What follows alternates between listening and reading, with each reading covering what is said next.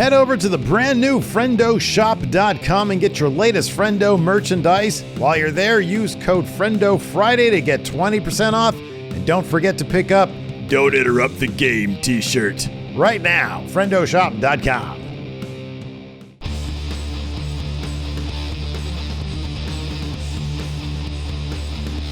Hey, Friendo, Steve here.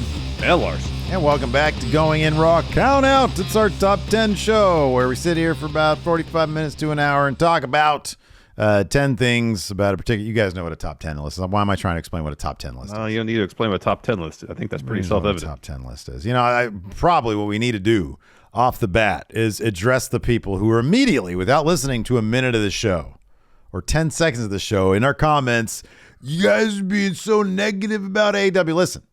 Listen. This episode is going to try to focus on some constructive criticism and sort of taking a look at a pro wrestling company, which by all accounts started with elements that really had only been successful here in North America on kind of a niche level, and blew it up into what many have called sort of a successor, if you will, to WCW, which was at its base a competitor here in North America on cable television to the largest company, WWE. It's been, before y'all start, you guys are so negative, wildly successful. Yes. AEW has been. I mean, the pay-per-view buys, the television ratings, which are regularly rank in the top whatever. Top 5 in the demo, at least, for usually for top Wednesday 5. Nights. Yeah. Yeah. And has seen wild success and has established themselves in several ways as a competitor to WWE, not in the way that WWF and WCW used to be competitors in terms of, is somebody going to go under or whatever? Like nobody's going to topple WWE in that manner, but establishing that there can be an alternative to WWE. They have been wildly successful, and I fully expect upon their next TV deal to probably get something like, I don't know, a massive multiplier. Yeah, I would think so in terms of increase in the rights the TV revenue they're going to get. Yes, indeed. And they've done all this in less than 4 years.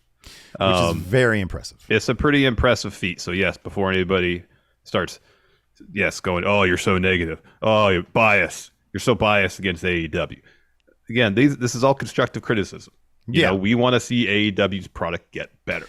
To me, it's also just interesting because, 3 years ago or whatever it was, right before their television started, you and I would always be asking ourselves the question, what are they going to look like a year from now, 2 years from now, 3 years from now?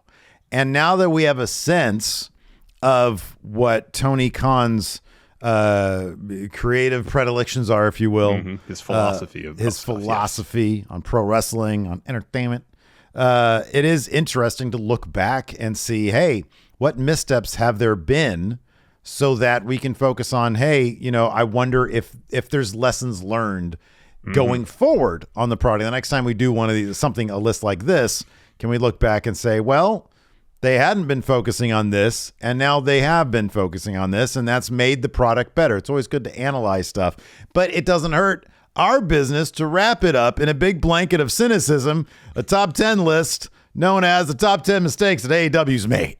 Yes, indeed. You want to kick off with number 10? Yeah, let's go ahead with number 10. What is number 10? Number 10 is the finish to the exploding barbed wire death match at Revolution 2021. This saw Kenny Omega take on Jon Moxley in an exploding barbed wire death match. So if we go back a little bit before Kenny or Mox were champion, they had an outstanding lights out bout. Outstanding. Yeah. That was a lot of fun, really creative. A lot of spots, looked extremely painful. Yeah. That match was really, really good. Yeah. Fast forward, Kenny is champion. Mox challenges him to this death match. And 90% of it was really good. However, the last 10%, 99% of it was really good. Even the story beats for the finish was really good with Eddie Kingston, who had beef with Mox, coming to the ring to cover him up. So he wouldn't get exploded on by this exploding barbed wire deathmatch ring. Yeah. However, there was a mistake. There was a malfunction in some of the explosives here at the end of the show. Yeah. So instead of a huge explosion that engulfs the ring, we get like sparklers coming out of the ring posts and like some little structures around ringside. And you can only, I guess you can only really fault AEW so much for this because they invested in a company, I would assume, that did the explosives for this. Stuff like this, I guess, happens. You don't want it to happen on live television. But, there's no second takes in a situation like this. So it's unfortunate, and apparently everybody backstage was understandably upset about it. Yeah. But it did make the company look kind of minor league in comparison to WWE, who usually doesn't have stuff like this happen during their shows. So it's interesting because this is, compared to a lot of these other ones, this is a fairly small thing. It is. It really However, is. You could actually expand it to be a bit more indicative about their early issues with TV production in general. Mm-hmm. And I know this wasn't technically TV production, but it's part of the production. And so, there's been other issues like, for example, Jericho's fall from the first Blood and Guts match, which a lot of people criticized. We were not one of those criticizing, but I understand where people were coming from on it.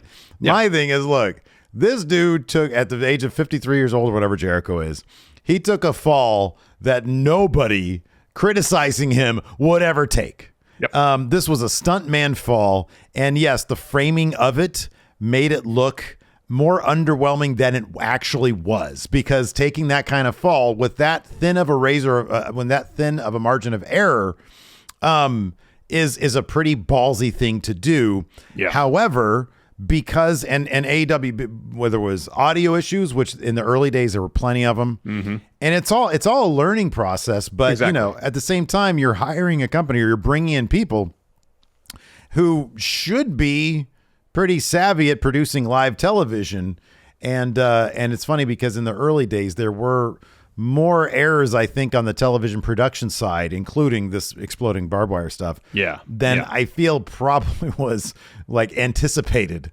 Yes. So, and that's, to a degree, it's been cleaned up just this past week as we're filming this.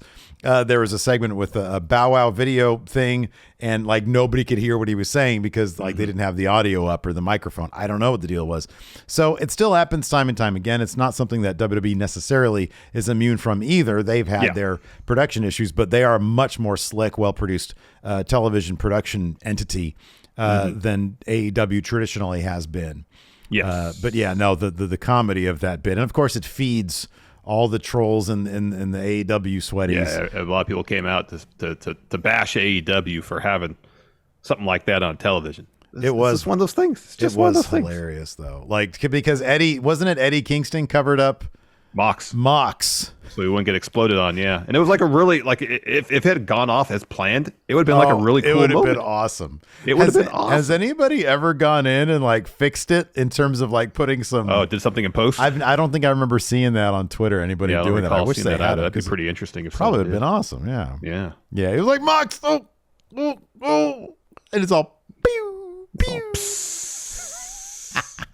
Sparklers going off. Oh man! Also, a lot of this is going to be a bit of a trip down memory road now. Indeed. All right, let's move on to number 9. 9.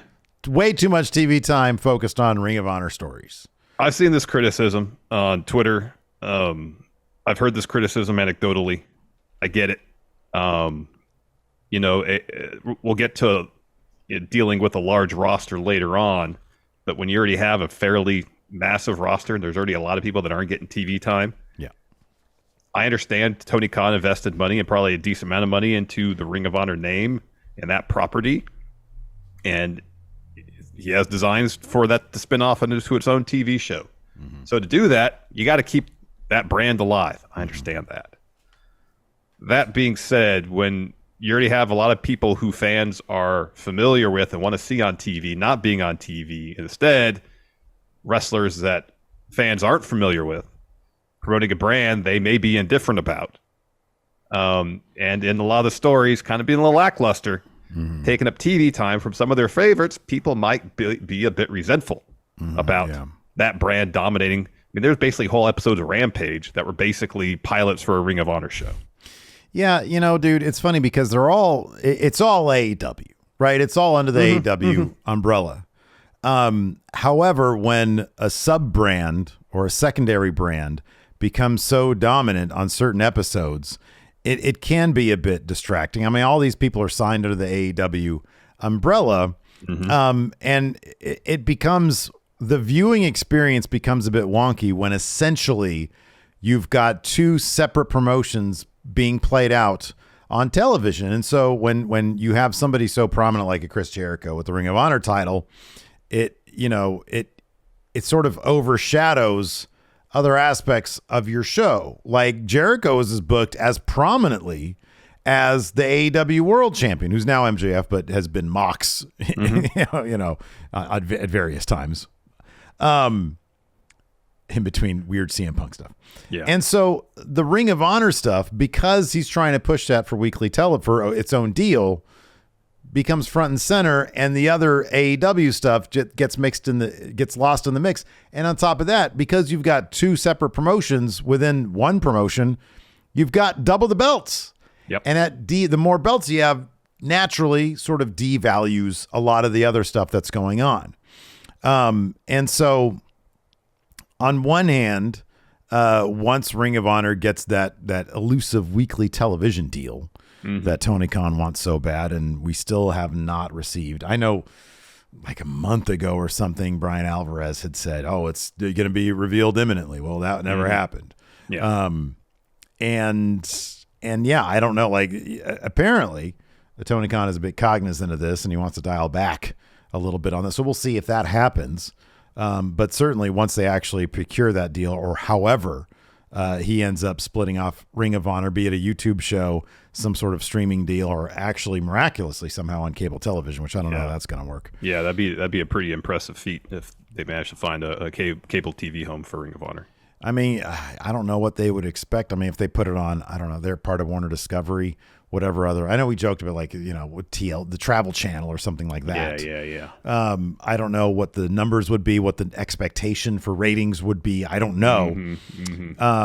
But I don't know. I feel like Ring of Honor has been given, at the same time, it is all people signed under AEW, but it has sort of been a weight on the prime AEW timeline, if you will, the universe, storytelling wise, sort of bogged things down a little bit. Yeah. And some of the stories they've kind of conjured up for some of the. I mean, there was 3 weeks in a row where it was Warjo standing tall in a feud against Gates of Agony. Yeah, it was just kind of like that. It was copy and paste week after week. Where someone has come out to make the save for FTR because they were in peril against probably the embassy or some other group, and it was just kind of copy and paste week after week, and it didn't really add anything to programming. It's also somehow like lessened opportunities for other people like FTR. It's like they're Ring of Honor champions or tag champions on two other promotions as well,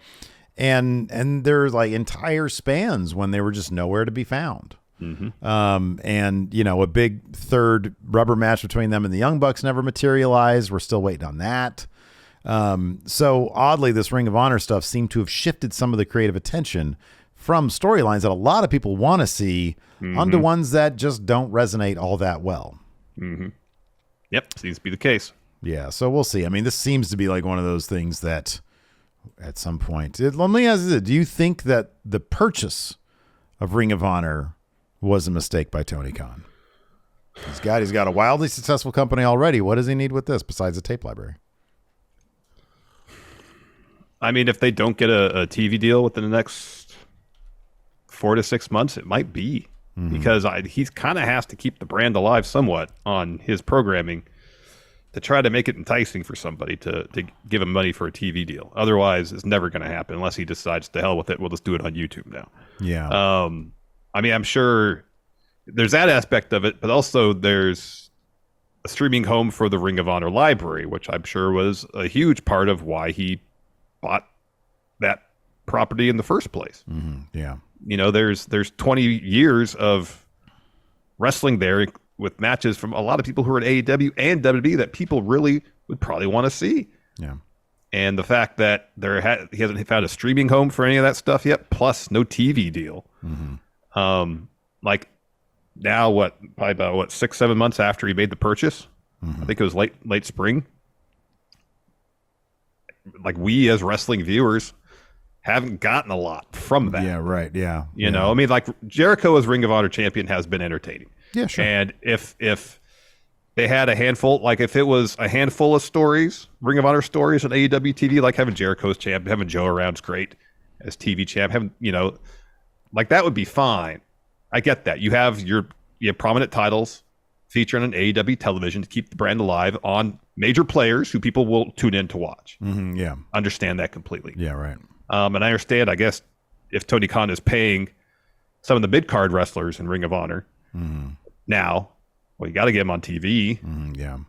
Because you're paying them. I get that. It just feels like the integration has been a bit wonky at times. Mm-hmm. And it seems like people's reaction to it have been, well, If it was like really engrossing stories and leading to really great matches, I don't think anybody would complain about it. Another aspect of the Ring of Honor thing was the sad mistreatment of Jonathan Gresham.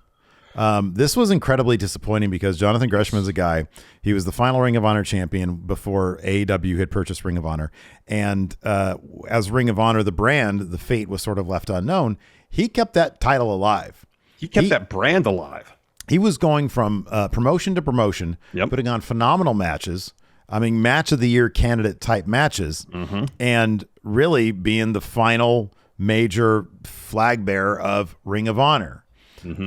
We still don't know the details, but something happened where Gresham shows up for Ring of Honor after Tony Khan had purchased it, and he was basically I don't want to call it a squash match, but I think it was like a 7-minute. Was it a 7 or 13-minute match? And it opened the main card. It was like a 12-minute, I want to say, at Death Before Dishonor, right? Death Before Dishonor. And Claudio came in, took that title right off Gresham like it was kind of nothing.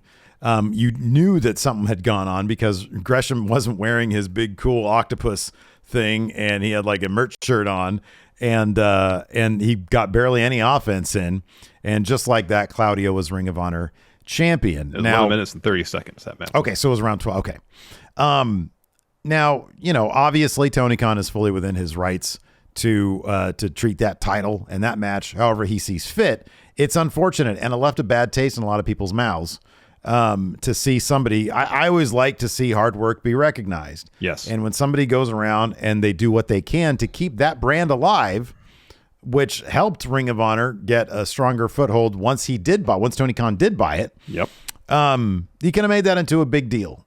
Yeah. And it just felt like, and again, I wasn't in the room. You weren't in the room. No. There hasn't been a lot of actual information come out about it. Well, Fightful Select had quite a bit about it, about why Gresham was upset because they turned him heel like 3 weeks before that match. Yeah. 2 or 3 weeks. Yeah, my only thing about that was a lot of it was coming out from one side. And the other side of that, the Tony Khan side, naturally, we didn't really hear a lot about, or we didn't hear. I mean, what we heard is that Gresham was unhappy before Death Before Dishonor, his match. He expressed his frustrations to Tony Khan and asked for his release. Mm-hmm, yeah. And there was cursing involved. There was, yes, cursing involved. Yeah, we've heard one side of that whole story, but we haven't seen Gresham on AEW TV since. We have not, and here's the thing: like when you I'm just speaking from like what we've seen on TV versus what we had seen prior. If I'm a Ring of Honor fan, I'm like, man, Gresham, he's the man. And then to see it go out like that, I know that's incredibly disappointing. And I feel like that was a bad move on AEW's part. It was 100% a bad move. It was an awful move. Ring of Honor's like first. Well, I mean, I guess Supercard of Honor was kind of like the first Tony Khan show, kind of, but Death Before Dishonor was the first fully in-house. That was in-house. The rebrand, and that was That was kind of the rebirth of Ring of Honor, and the fact that match didn't main event the show. They had FTR Briscoes. 2 out of 3 falls match was main event. The fact that they didn't really tell any sort of really interesting or compelling story leading up to that. Like it's there. Or Gresham could have said, for the last 8 months, I've been Mr. Ring of Honor, essentially. Yeah. I've had this company in my back and I've been carrying it and trying to keep it relevant. What have you done, Claudio? There's stories there you could tell them. They didn't really do any of that. They had a really quick heel turn for Gresham. He didn't get much of his stuff in against Claudio, and it was I don't know. It paid zero respect to all the work that Gresham had done in keeping that brand alive for the months when it was dormant. And it was incredibly disrespectful to him. Yeah. Yeah. And it was disrespectful to the viewers, you know? Yes, it was. So anyways, before we continue going, let's take a quick break here to pay some bills, Larson. Let's do it. Let's take a quick break here. This episode of Going in Raw is brought to you by BetterHelp. You know, there have been times in my life where I kind of wish life come with a user manual, you know, something I can look at and get some advice about how to do things or something like that. And I know I've talked about it quite a bit here on the show, but in my 20s, I got really overwhelmed by life's challenges and started dealing with severe anxiety. And it got to the point where I made a decision that I needed to go to therapy. Yeah, man. Therapists are trained to assist you in processing challenging emotions and to help you learn productive coping skills, which makes therapy the closest thing we have to that user manual you speak of, the complex machine called you. That's correct, Steve. And while it took me a while to find a therapist I felt comfortable talking to, once I did, I was able to learn the tools I needed to better cope with my anxiety. As the world's largest therapy service, BetterHelp has matched 3 million people with professionally licensed and vetted therapists available 100% online. Plus, it's affordable. Yeah, you just fill out a brief questionnaire to match with a therapist, and if things aren't clicking, you can easily switch to a new therapist anytime. It couldn't be simpler. No waiting rooms, no traffic, no endless searching for the right therapist. Learn more and save 10% off your first month at betterhelp.com/raw. That's BetterHelp, HELP.com/raw. Let's move on to number 8.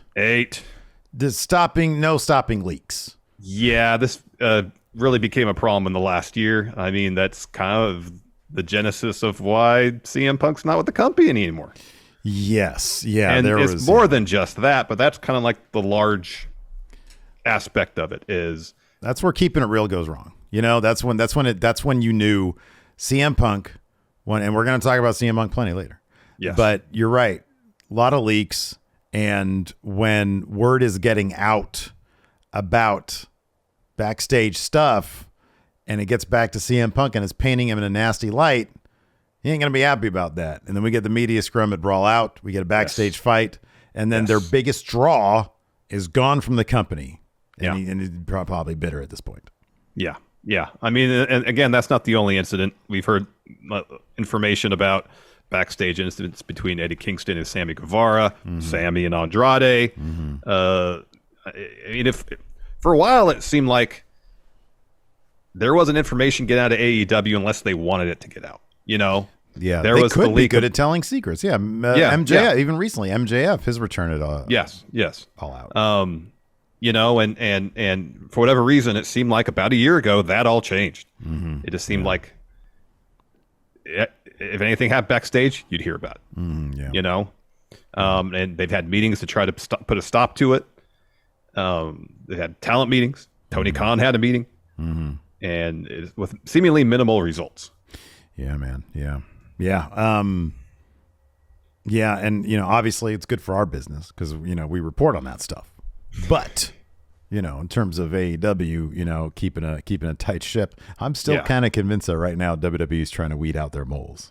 I think that shit's happening, man. I think because they're like, oh, yeah, look, we got Jey Uso has a broken hand, and then he wrestles like a 5-star match against Kevin Owens. I know. He's got he's doing push-ups on the locker room floor. I'm like, he's got a broken hand or wrist. He ain't doing push-ups. No way. Right, exactly. No way. But yeah, I mean, going back to the Punk Colt Cabana stuff, you know, that's the leak, the rumors that got out that kind of led to Brawl Out, and you know, we don't know. We'll probably never know where all that came from. Yeah. But to see how it kind of snowballed out of control. Everybody claims that it was not the Elite. It was probably Elite adjacent, but not the actual Elite. Who knows? I don't know. Who knows? We don't know. But to think if you know, they could have, and even if something like that happens, and say that comes across Tony Khan's desk, and he sees that, it's like, no, that's not true. Or even if it was true, I got to put a stop to this. You find out who's responsible for it. You talk to them and say, we can't have this. Yeah, right. You know, it's there's been several times in the last 3 years or so where it seems like potential issues could have been taken care of if Tony Khan had stepped up more so in a leadership role. Yeah. And we'll get to that more so later. Yeah, right. About a lack of structure. Yeah. Between the leaks, communication with talent, the lack of structure, and in time, seemingly a lack of leadership at top has hurt the company. And I mean, the brawl out situation is the most glaring example, but there's other times where it's like, well, why didn't he do something? Yeah, totally. Yeah. Yeah. Let's move on. Number 7. Hangman Page's title reign. So this was like one of the best stories they've told in the company's history. In the history of the company, yes, is Hangman overcoming his own issues with lack of confidence. Yeah. He turns to the bottle. Yeah. Has issues with people he thought were his friends, found new friends, had issues with them, ultimately overcame all of that to win the title. Yeah. And there was still hints of, I'm champ, but maybe I don't fully believe in myself still. The problem with that, with the original story, there's an endpoint. Yeah. And he was going to overcome that to a degree. Yeah. But once they put the title on him, they're like, okay, we'll keep elements of that, but we don't really know where we're going. That was the main problem, is that they didn't really know what to do. Now, on paper, you can take a look and say, oh, wow, Danielson, for, a friggin' time limit draw. Let's prove that I can be a really great wrestler. Yeah, he's all about proving himself. Yeah. Right. Adam Cole. My main issue with Hangman Page is that it felt like Hangman Page Island. It especially coming off of Kenny Omega's title reign was woven into the fabric of like everything in the company. You understood Kenny Omega was and champion. Impact too. Not just AEW's company. Yeah. In AAA and Impact Wrestling. He was infused with Kenny Omega was everywhere. He was champion and he felt like champion. He felt like he was unbeatable. He had the Bucks with him. He had Gallows and Anderson with him. He had Don Callis with him. And he really felt like something, and a lot of stories sort of merged up into that. That story sort of had spider legs and would go everywhere else. And once Hangman got the title, I understand philosophically he's a loner who has problems with commitment. And so maybe that was the idea, but I kind of feel like there was no idea. They really didn't know where to go after that besides, okay, have a thing with Bryan Danielson, have a thing with Adam Cole, without really making him part of the DNA of the company, without making this guy who should really be the next big star that you're going to create, without taking the effort to make him feel like he is the leader of the company now that he has the title and that everybody should be gunning for him. It never felt like that. And honestly, it's an issue that we've seen time and time again across a variety of companies, including WWE, where babyface champions have a great chase. That's the old phrase, money's in the chase. And then once they get it, where do you go from here? You need follow through. And honestly, too often, a bigger issue with AEW has been with follow through. We can look recently at Daniel Garcia's story, where he was torn between professional wrestling and sports entertaining. And I feel like Garcia should have had at least changed a bit after that. Even if he decided to go back to Jericho Appreciation Society, he's the same guy he was before he started doubting his stuff, his time, his place as a sports entertainer, not a professional wrestler. Yeah. Thunder Rosa's title reign too. Tony Storm's. Tony Storm. Yeah. At least Tony Storm was wrestling every week. That's true. She was on Dynamite seemingly every week and having a match, whereas Thunder Rosa was on hardly at all, wrestled sparingly, got hurt. But yeah, like she had that huge moment winning that cage match, and then seemingly instantly they had no idea what to do with her creatively. And that is an issue with especially babyface champion. Seemingly is, again, it's the chase. You have that moment, you win. What's next? Yeah. Can you find a compelling story to tell with the babyface as champion? That'll take them to another level. Like we saw that with Stone Cold. Stone Cold, so much of that was in the chase. He had a new foil on Mr. McMahon, and it was pretty much 2 years of chase. Yeah, he lost it within 3 months. Yeah, and then he was chasing it again. Yeah, exactly. And AEW has enough talent that you could have had him lose a title, get it back, lose a title, get it back, and you're building him up into a guy who you can understand. Oh, this guy, he might have some weaknesses, but in the end, he overcomes them and he gets it back. Yeah. And I mean, what better way to signify who Hangman Page is than the guy who gets it, loses it fairly quickly, but then gets it back. Yeah. Loses it, gets it back. It's the story of him finding a... Sorry, go ahead. Well, the odds to be stacked against the loner, that's the story everybody wants to see. And instead it was just, here's Hangman Page, opponent number 1, opponent number 2, opponent number 3. And then and then Punk comes along and shiny new toy happens. Yeah, I know. It's a situation where you can deal with the story of Hangman at times doubting himself, where he doubts himself, he loses. Okay, he finds a way to win. Mm-hmm.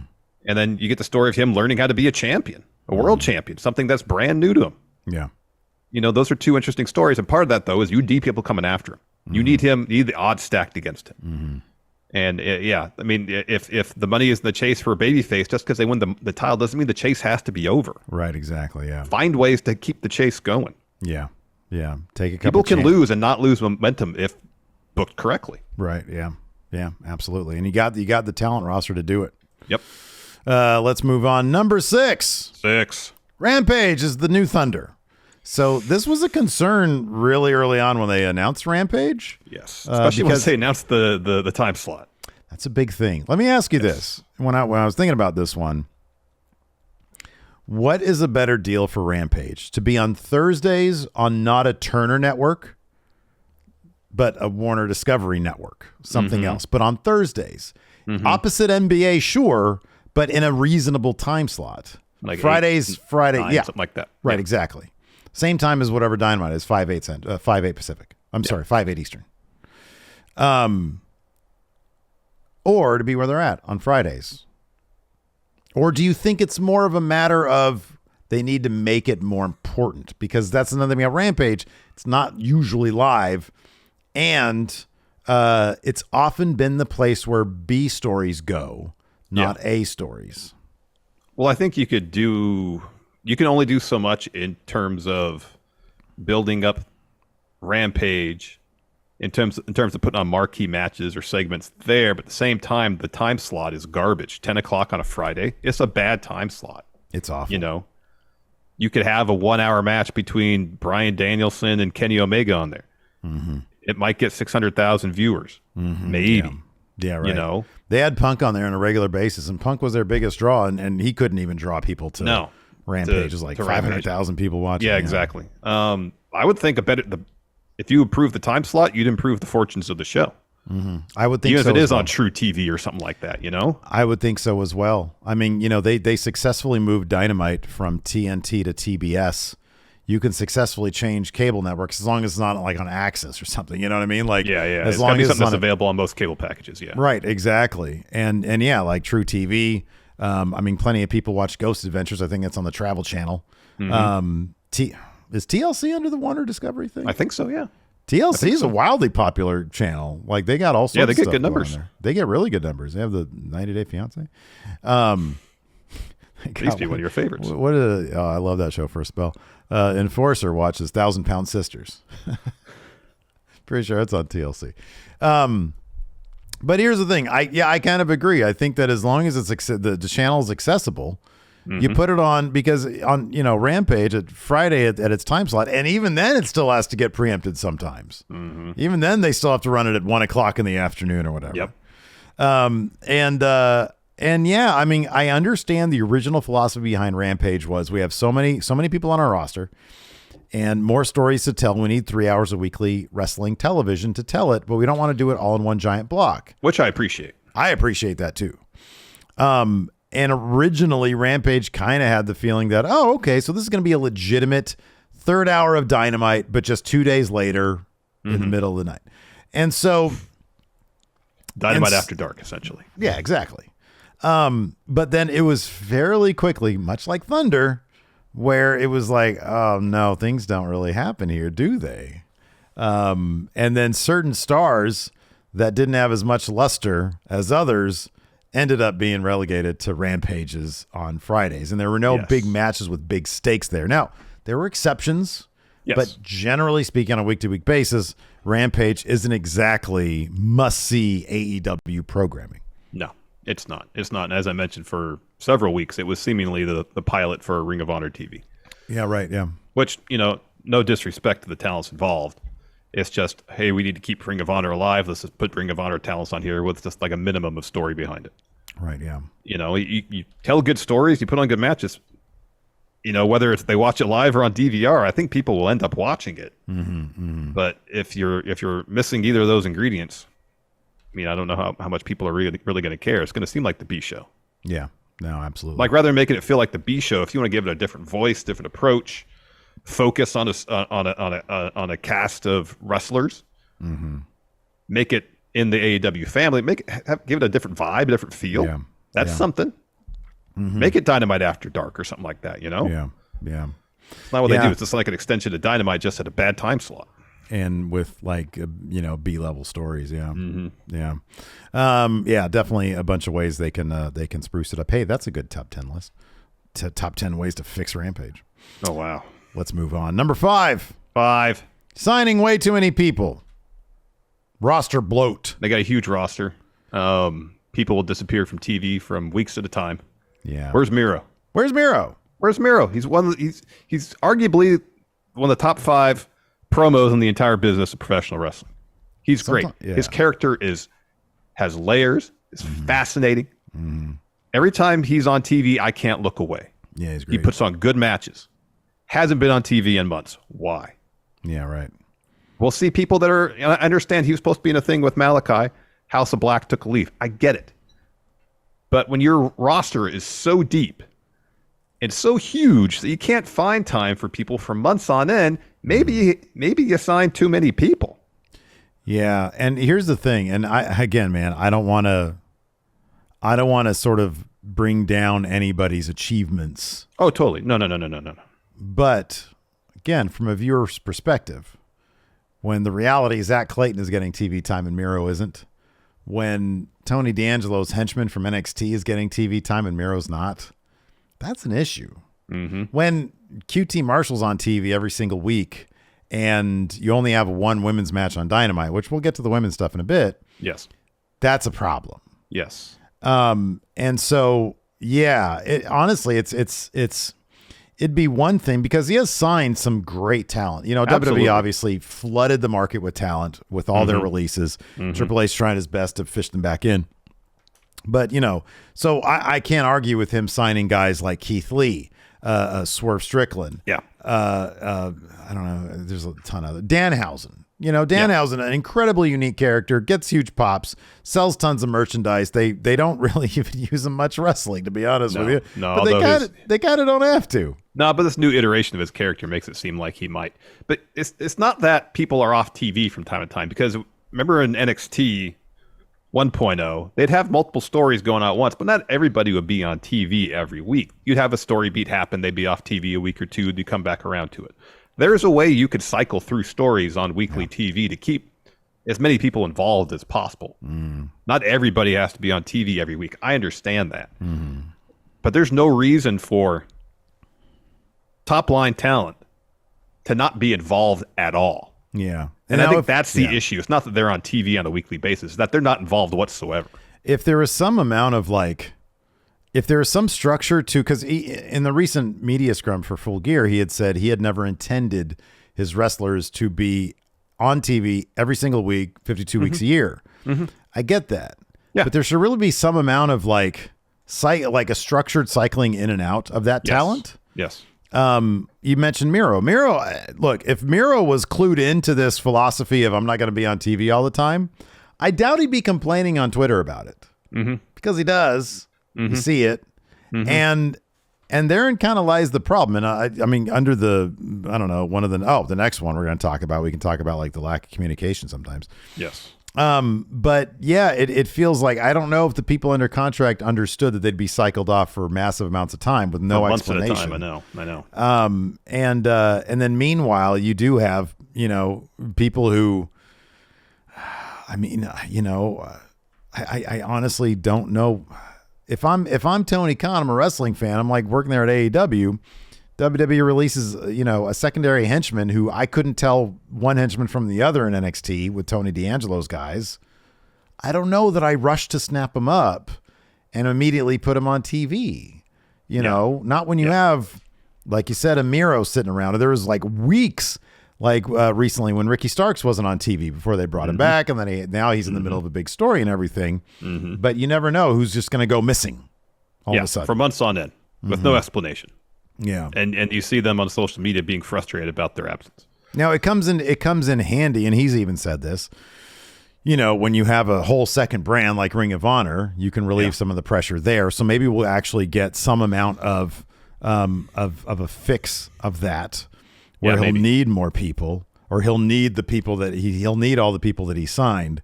Yeah. But certainly, like, being able to juggle his roster to the strongest degree possible has not been possible for him because he's got too many people and not enough focus or structure, which brings us to number 4. Lack of structure. Countless AEW talents, former AEW talents, have talked about a lack of internal structure. Swole talked about it. Joey Janela talked about it. Marco Stunt, I believe, has talked about it. Swole said quite a bit about, especially both Swole and Jack Evans talked about it extensively in terms of how it related to creative. Yeah. You know, if you're not an individual who is going to go up to Tony Khan and pitch TV for yourself, then there's no guarantee that there's anybody that's going to come up with a storyline for you. Yeah, yeah. And especially when you have such a huge roster. Yeah. I mean, that's it doesn't seem feasible.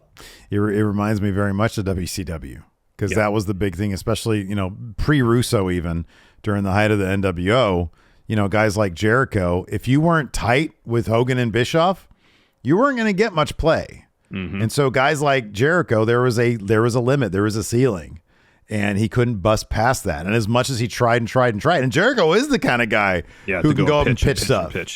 But yeah, imagine being a wrestler whose thing is wrestling, and that's what Jack Evans talked about. Yeah, right. And it's like, well, no, my job isn't to go up and say, hey, this is my thing. And I understand that if you're coming to a company, and your thing is to bring the wrestling, these days, the wrestlers that do get ahead are the Danhausens, the guys who do have everything and sort of write themselves. That being said, there should be some amount of creative structure. I mean, Joey Janela, he should be the kind of guy who would do pretty well in AEW, because that guy he's obviously a hustler. Yeah. You know, and for him to speak that way about AEW kind of says a lot. It actually says a lot. Yeah. And then, you know, after, some of the departures like Janela and Marco Stunt, they did some restructuring where they kind of beefed up the talent relations department to hopefully deal with some of the issues in terms of communication and structure within the company. You know, and I imagine as a wrestler, one of the appeals of going to AEW, especially from WWE, is that you're not being micromanaged. There's less of a structure. But at times it sounds like in AEW, there's virtually no structure. Yeah. You know, there's a middle ground where there is structure. You're not being micromanaged, but, you know, to put the onus on every wrestler or most wrestlers in the company to go and present TV for themselves, that's a lot. It is, yeah. That is that is a lot to expect of your roster. Yeah. And it's great to have the freedom to feel like, oh, if I want to come up and write a pitch for Tony Khan, here's X number of weeks of television, like CM Punk said he did when Vince was using them. And Tony Khan or via the producers are approachable enough where, you know, that's going to make its way up the ladder and be considered. That's awesome. But that shouldn't be your only avenue to TV time. Right. Yeah. Yeah. Yeah. No, if you're running a wrestling company and you're bringing a wrestler, I think the idea is that you're going to use them and not collect them. Exactly. And we saw WWE do that back in 2018, 2019. And we saw what happened. They had to relieve they didn't have to, but Vince McMahon, being not, you know, on board with factions, wanting to feature the same people over and over again in multiple segments. Remember that Charlotte Flair segment? Charlotte Flair had 2 promos in a row. 2 promos back to back. And you see how Triple H is fixing that with factions and getting rid of stuff that doesn't matter, like the 24/7 title. That's how I view like QT in the Factory. It's like they're the 24/7 title. They're clowns that don't really need to be on TV, because I'd rather see a Miro and a Pac on TV. And I know Pac's on TV plenty, but I'm just bringing up an example. Yeah. Instead of QT Marshall chewing up TV time, I don't need to see him. I know what he's going to do. He's going to lose. He's going to be a clown. He's going to lose because he doesn't win. I don't need to see that on TV. I want to see two guys or two women go at it who I know somebody's got to lose and somebody's got to win, and I don't know who's going to do what. Mm-hmm. You know, how many squash matches with the Factory can we see? I know. I mean, that's what I thought Dark and Elevation were for. Yeah, right. Yeah. And at least it seems like, especially with the Ethan Page, Matt Hardy stuff that I've been seeing on Twitter lately, they're telling more stories on Dark and Elevation, maybe seemingly realizing, okay, we don't have TV time to tell stories for everybody. So let's take some of these stories and put them on Dark and Elevation. Maybe we can get the numbers up for those shows. And because the reputation those shows had was you can get a lot of 3-minute matches. Well, the thing is, when you have like a 2.5 hour long Dark, it's like, I don't want to sit through all this. But if you have like an hour long Dark and an hour long Elevation, and you put the onus on the wrestlers, hey, give us a good promo. Ethan Page and Matt Hardy are two like generational creative guys. Mm-hmm. You know what I mean? Mm-hmm. Like those are two guys who you love to have because they will come up with their own shit. Look at Karate Man. Yeah. And so, yeah, like that's the kind of thing that you should be encouraging on those YouTube shows, and keep it to like an hour. Mm-hmm. Maybe I'll watch it then. Anyways, moving on. Number 3. Oh, this is my personal favorite. Favorite. Letting Cody Rhodes leave. And when I say what if he letting, just really wanted to leave, Steve? When I say letting, I mean not incentivizing him to stay. When I say that, I mean not including him to the utmost degree in the creative process. Now, we still don't know exactly what the reason is that Cody Rhodes says it's a personal issue. It's a personal issue. Now, my own personal speculation based on everything we saw, he wasn't being satisfied creatively there. And I think when I say that, Cody and the Young Bucks, Cody and the Elite. They were brought into the company. They named the company All Elite Wrestling. They're all wrestling minds. Cody especially, what does he like to do? He likes to play his own music. Yes. He is a guy who likes to write wrestling. And I kind of get the idea that, and I mean, it's basically been said, like we were talking about this when the Cody stuff was happening. At first, a lot of input from the Elite. Tony Khan's paying the bills, so he has a final word. But then Tony Khan started taking over. Doesn't seem that difficult to come to the conclusion that Cody got squeezed out of the creative process. Mm-hmm. And then he landed back in WWE. So he, well, you know, I'm not going to run it. I'm not going to put up with this shit. So I'm going to go to WWE and chase, you know, my dad's dream of the world title, Madison Square Garden. Mm-hmm. And there was, in my opinion, there was a noticeable fall off afterwards. Now, we had always joked about Cody Island, but Cody was always telling stories, and stories are being told. Yeah. Look, good or bad, there was character arcs, there were motivation, there were stories. There was an entire spell after he left where that shit did not exist in AEW. Yeah. And I wonder if him not being next to Tony Khan, saying, hey, A, B, and C doesn't work, but D, E, and F does, might have contributed to that. It could be because, you know, Tony Khan, being a wrestling fan, may not know the inner workings of the business as well as the Elite do. Right. And Cody, from a creative standpoint, could sit with them and be like, all right, this is what you want to achieve. I understand this is how you want to do it. Maybe consider this. One thing that I think Cody's absence, you know, the creative aspect maybe, but I think more so than anything is apparently when people needed someone to talk to backstage, they went to Cody. He was kind of a locker room leader there. Didn't he pay for that Joey Janela? Yeah, he did. Yep. And that's a stand-up thing to do. Mm-hmm. He sees someone has a vision. He supports their vision, pays for it. Adds value to the product. And that, adds value to the product. You know, regardless of his creative contributions, I think that aspect is sorely missing. And that Jericho and Mox and Danielson, to a degree, have filled that void of late. Mm-hmm. But for months, it seemed like, well, who's back there that we can confide in, that we can talk to, that might help us out with aspects, who might have Tony Khan's ear. Yeah. That if we have an idea, we can move it up the ladder. Mm-hmm. Yeah. And you got to wonder if that was the reason why the storytelling aspect of things could be. I mean, honestly, one of the earliest AEW stories was the match with him and Dustin was an all-timer in terms of AEW. And that was before they had TV. Yeah, it was before they had TV. That's right. Yeah. And it was really, really good stuff. Mm-hmm. And yeah, you have to wonder what kind of, you know, and especially Cody, a guy who, you know, weekly television it's one thing to book a show, let's say month to month, you know, the weekly grind of wrestling television is unlike anything else. And you don't have to be in the room to know that. You could be a spectator having watched for 25 years and understand that has got to be a difficult fucking task. Yep.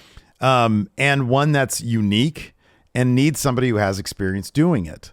And granted, he wasn't a booker in WWE, but his dad was a weekly television booker. And Cody has experience in the WWE system, which, like it or not, they are the gold standard of weekly wrestling television. And so you would think that you would need that experience with you. And once he left, it seemed like there was a shift in the way they told their stories weekly, and it was not a shift for the better. On top of that, Cody always presented himself as a big deal. And the more big deals you have, the more big deals younger talent can win over and be elevated. And he was a guy who wrote himself out of the world title picture. So he's a big deal guy who had a reason why he's not going for a world title, which is useful as well.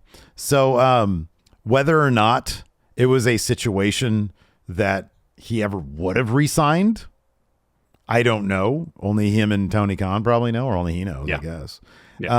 But seemingly he is he could have been a vital piece of AEW. And yeah, I kind of wonder if there's any regret over letting him go.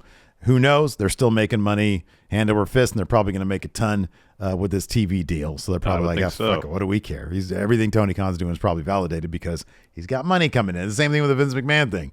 Who are we to criticize Vince McMahon while he was running the ship because they were bringing in money hand over fist? Well, there's a lot to criticize because the product wasn't great. It's all about the money. Yeah, I guess if that's your lone metric for success, sure.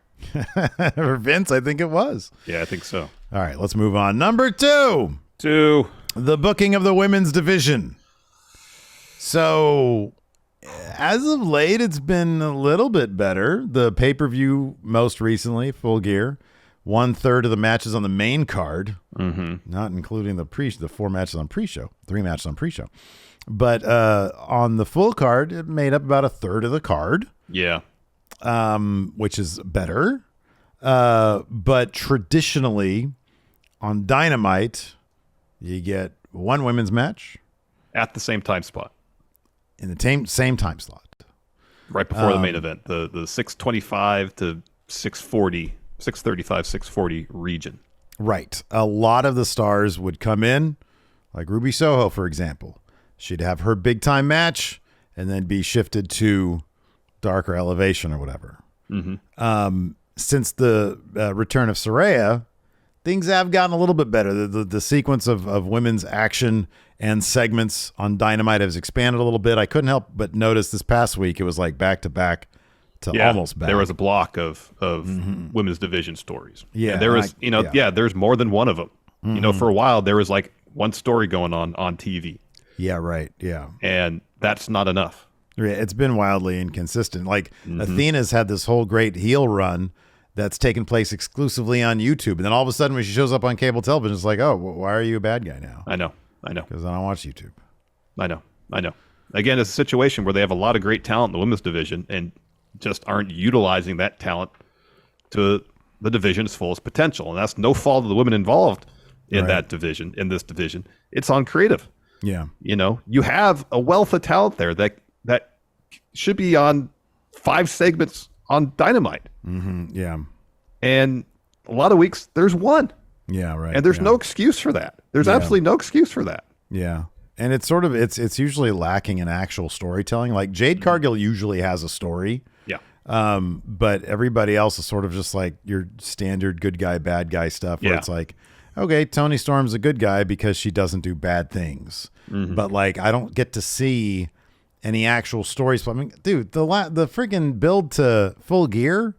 Well, I used to be roommates with Jamie Hayter, and she was nice to me, and now she's a dick because she hangs out with other people. Like, really? That's the story you're going to tell? In a title change at that? Really? That's the best you can come up with? At least they did some entertaining with Nyla Rose and Jade Cargill, where Nyla just stole the title. That was wildly entertaining. That was awesome. That was great. That was great. So, I mean, hopefully these improvements we've seen, they can build on those improvements and feature more women storylines, more women matches weekly on a regular basis, not just a week here and there. Make it a regular thing. Yeah. And showcase some of the great talent in the division. Yeah. Like Athena's heel turn should have been on TV. There's been, yeah, I know, I agree. There's been flashes of, like they had Thunder Rosa and Britt Baker in a steel cage main event at Dynamite. Yeah, their lights out match main evented too. There's been plenty of times when, because that was a hot feud right there. Mm-hmm. And it just seemed like interest waned from Tony Khan into telling stories with the women. And that's a real shame. Yep. And people have spoken out about that as well. Again, Big Swole mentioned, having to wait backstage and wanting to get on cable TV, not YouTube.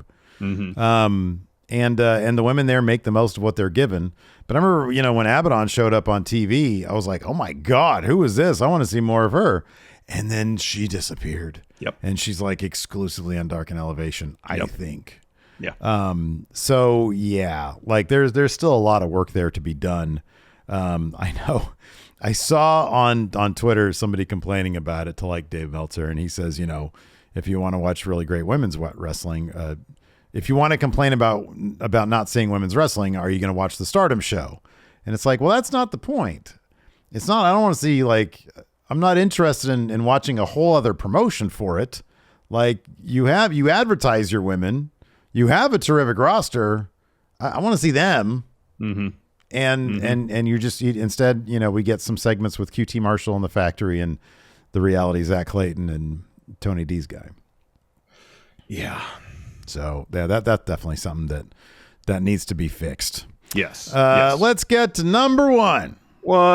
The mismanagement of CM Punk. Now I was trying to figure out a way to encapsulate what this entry would be. Well, let's go back a little bit, because originally I had this as CM Punk winning the title, and that moment alone isn't necessarily a mistake per se, but I thought it was kind of emblematic of Tony Khan's handling of CM Punk through the year of him being there. Yeah, I thought from a business perspective, I get it totally. In that moment, it actually made a lot of sense, because for a year, CM Punk was on a phenomenal run. He was. And they tell little stories here and there where they like to walk the line between quote unquote work and shoot. Mm-hmm. And Eddie Kingston says, hey, nobody back there likes you. And it's like, oh, okay. Is there something going on with this? I mean, I guess we had thought about when they would mention stuff like that, they were planting the seeds for eventually when he would turn heel. Right. Yeah. Yeah. And when he first showed up, it was, can I even wrestle anymore at a high level to be here on the cable television? Because I'm old, I'm hurt, and I work with children. And so he'd have competitive matches against like Matt Sydal or Lee Moriarty, guys who are really good. But if you want to get to the world title, you need to be a lot better than them, not just squeak out victories. He had a terrific program with MJF with the dog collar match. His first match against Darby Allin was really terrific. That first year was really, really good. There's a lot of good stuff. Yeah. Yeah. And then, as we mentioned earlier, the leaks would start to come out. And sort of when he won the title at Double or Nothing. Yeah. When he won the title, Double or Nothing.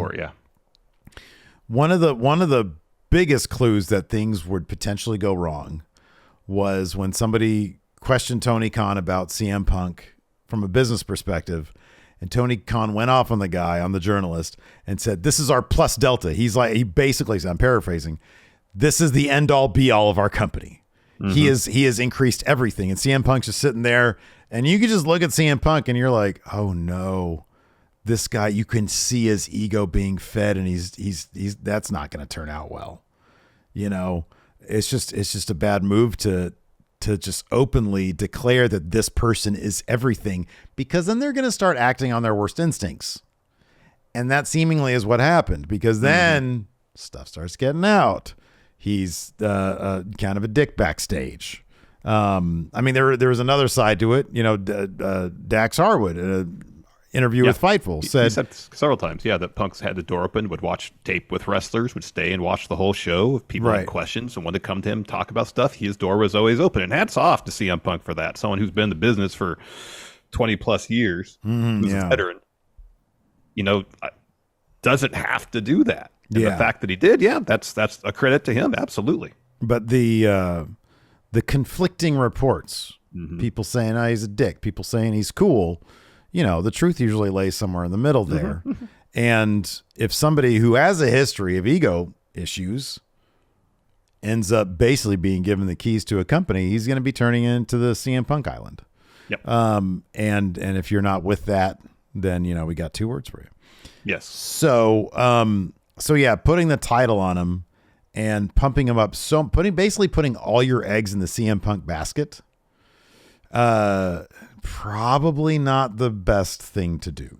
No. And even before Punk won the title, I mean, again, it speaks to the lack of structure. The story between Paige and Phil going into Double or Nothing, where they were clearly not on the same page. That's a huge, that's a situation where early on, if something seems amiss, someone has an issue, then that gets worked out. But here's the problem though. If Paige already doesn't, or if Punk already doesn't like Paige, and Paige doesn't like Punk, yeah. Well, here's the thing: it doesn't matter if Paige doesn't like Punk because Tony Khan's like, well, I just called CM Punk the plus delta. He's the biggest draw. I have to please this guy now. Now, if I turn away from him, that's not going to be good. And so Tony Khan's in between a rock and a hard place. And so maybe that's why he didn't sit them down. Or maybe he's just like, hey, you're fucking adults. Figure this out. But that don't work in wrestling. No, we got massive egos in play. So no, that does not work. Yeah, and we saw how it all played out. You have Punk come back from his broken foot, and just about the first thing he does is go off script and shoot on Hangman. He challenges him to a title match right then and there. Yeah. And then when Paige doesn't come out, pretty much says, coward. Yeah. The apology better be as loud and as public as the disrespect. And we're all like, what the hell is he talking about? What are you even doing right now? He gives Paige a bunch of crap, calls him an empty-headed dumb fuck for going off script on him. It's something that unless you know the exact nature of the story, you have no idea what Paige is talking about. Well, that's the thing, too, is that when Paige was talking about, I'm going to protect you from the locker room, that's nothing that Eddie Kingston hadn't already basically said. I know. Like, this had already been referenced. So why is it a big deal now that Hangman Adam Page is doing it? And by the way, why isn't nobody sitting these guys and saying, hey, let's tell a really good story here? Yeah. Because you have these two guys. You have one guy who's going to be the future of wrestling, one guy who is, the past and I guess the present. And it's like, why aren't you telling a really good story here instead of just saying, hey, you guys figure it out? And then when that happens, okay, why are you guys not cool? And let's turn this around. Yeah. Yeah. It's weird. Didn't make any sense. It didn't make any sense. And of course, that led to Brawl Out, where CM Punk just unloaded on seemingly everybody right in front of his boss. And then got in a fight with the Elite. And now seemingly not with the company anymore. And from a business perspective, you think like this could have been avoided. Absolutely. Like if you dial back, I don't know, I just feel like you show some leadership and let it, and you bring some structure to things. Yeah. You can talk about how important CM Punk is to your company at a scrum with him sitting next to you. You don't have to fawn over his presence so much, though. And that was the thing. Yeah. He was pretty much saying, CM Punk is AEW right now. I can't live without this guy. The entire fortunes of my company rest on CM Punk's shoulders at this moment. There's nothing more unattractive in a relationship when the other person does that. Like if you don't have a lot of experience in relationships and you're wondering why completely and totally fawning over a person doesn't get the job done in terms of courting another person, it's because it's unattractive. Because nobody wants, okay, I'm not that good. Okay, just relax, please.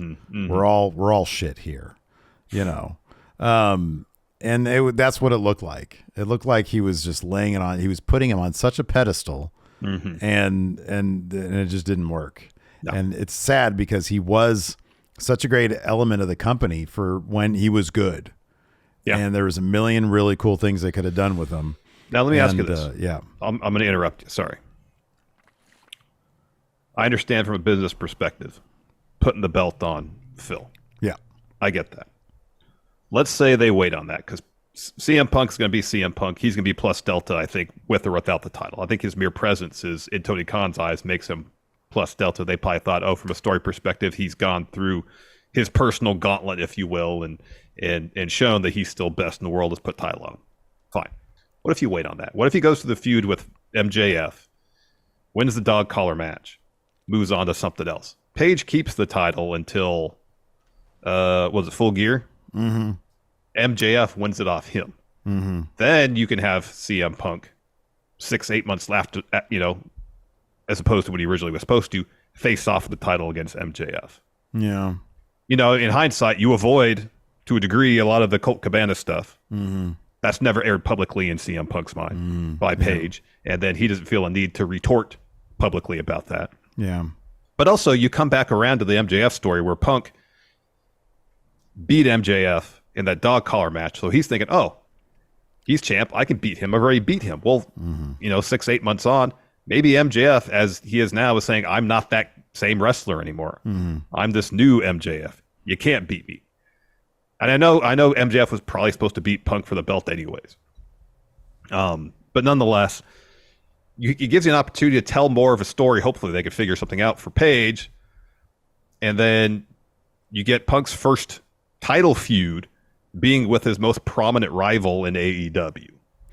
The thing that I like about that works probably better than not is the heel face dynamic. If you're trying to build up Hangman Page as like one of your future cornerstones of AEW, why are you putting him in there with a guy who is not arguably a bigger babyface than he is? CM Punk was hot. Nobody was booing him, and nobody was going to cheer Page over Punk. So it was such a disservice to Hangman to put him in that situation. It was. They killed him. They absolutely killed him. I think he's still trying to come back from it. Yeah. I do like that scenario because I think they should have done MJF taking the title off Page and then Punk taking it off MJF. I can understand you also go with the hot hand, from a different point of view. You go with the hot hand. Who knows how much, like, Punk had been fairly reliable for that entire first year. So he only got hurt. He only got hurt after he won the title. You have no evidence to suggest that he will get hurt. However, maybe the thought is, I'm sort of, playing it really close to the edge. I need to do this title thing sooner than later because he could get injured, and it might be because he's old, and injuries well into your 40s could be career threatening. So I can see that. But in terms of like the stories being played out, I like your scenario much better. You just got to have some patience. You got to have some patience. And I don't know where on your timeline it would have landed, but you have CM Punk on the cover of that video game release. If you do the title change around then it's just, we've learned that with WWE. They'll do things sometimes to coincide with marketing efforts. And also, I think it'd be interesting to have Punk and MJF trade that title a couple times. I agree. Yeah. I think that's the rivalry that you focus on. I don't know why he would have done that with Hangman Page. I don't know either. Because Punk's not, I don't feel like he's the guy that needs to have like a year-long title reign. You give him a couple decent, like 30, 45, maybe 60-day reigns, fine. Yeah, right. You have the image of him with the title. You do it to coincide with the game. He could do a couple of media appearances with the title. Have MJF beat him for it. They could trade a couple times, and MJF walks out of that feud as champion. Yeah, right. Yeah, absolutely. Yeah. No, I think that's good. Anyways, that's going to wrap it up for the show today. Thanks, everybody, for tuning in. We appreciate it. Let us know what you think about this in the comments below. What other mistakes have AEW made? Maybe we'll do a video to make it up to AEW Sweaty's top 10 greatest things AEW's ever done. Yeah, we'll see. Probably won't do very well, though. People don't like positivity, man. They like negativity. Yeah, we're trying to be constructively criticism. Yeah, I don't think we were overly negative about anything. Oh man, no, hate. That's not what we do. That's not what we do here at Go Get Raw. All right. Anyways, thanks for watching, everybody. Till next time, we'll talk to you later. Goodbye.